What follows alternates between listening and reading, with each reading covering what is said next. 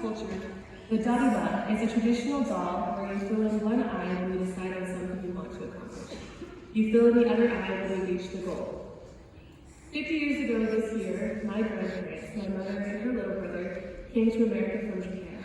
My grandfather recognized the opportunities here and forged relationships that he wanted to pursue to give his family the opportunity to live the American dream. It was while they were here that my grandfather put the first eye on this darima with the intention of filling the other eye in when he graduated from BYU. My grandfather loved learning.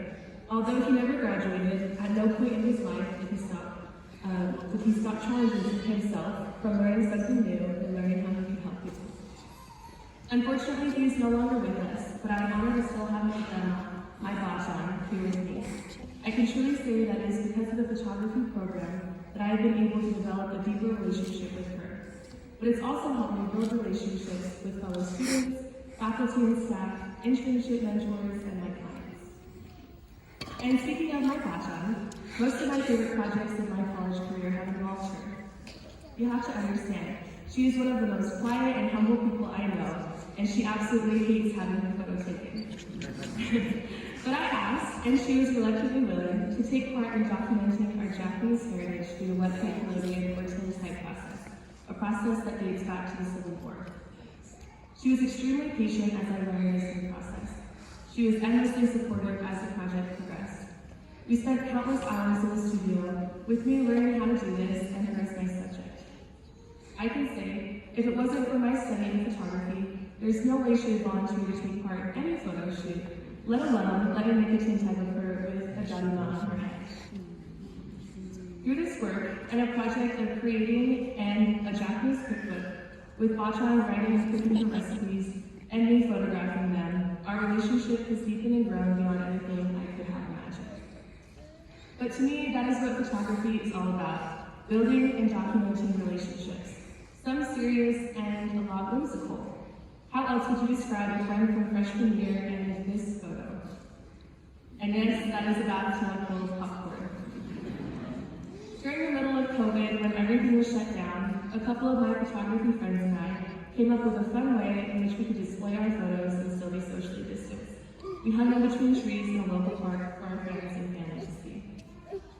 There have been hours spent outside of class, exploring ideas and planning photo shoots with my classmates, as well as hours spent in class. I know these are people that I can trust. They give real feedback and support me in my work and my personal life. There's something about making and sharing art with people you are close to. It can be intimidating and even painful at times, but it is so rewarding.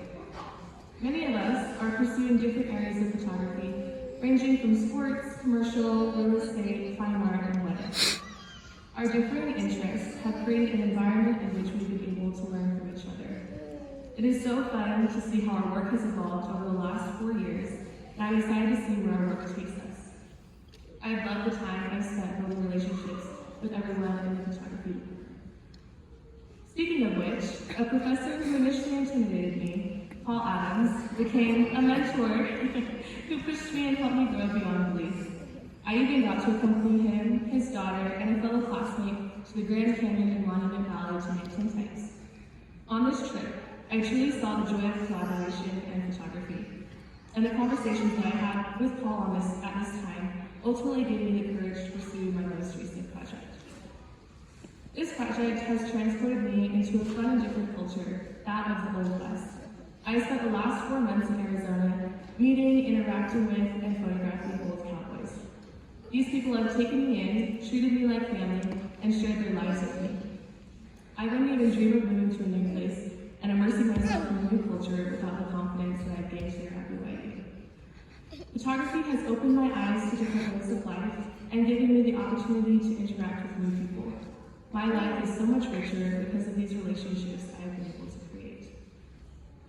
I can't imagine what my life would be like without the projects I've been a part of, the classmates who have worked with me, the professors who have challenged me, and the subjects who have been patient with me. I'm coming away not only with the love of photography and an excitement for my future, but with relationships and friendships that have impacted me forever. And while it may not be my grandfather finishing his education at BYU, I am proud to say that I have completed his dream, and I am able to fill in the other eye of his darima. Thank you.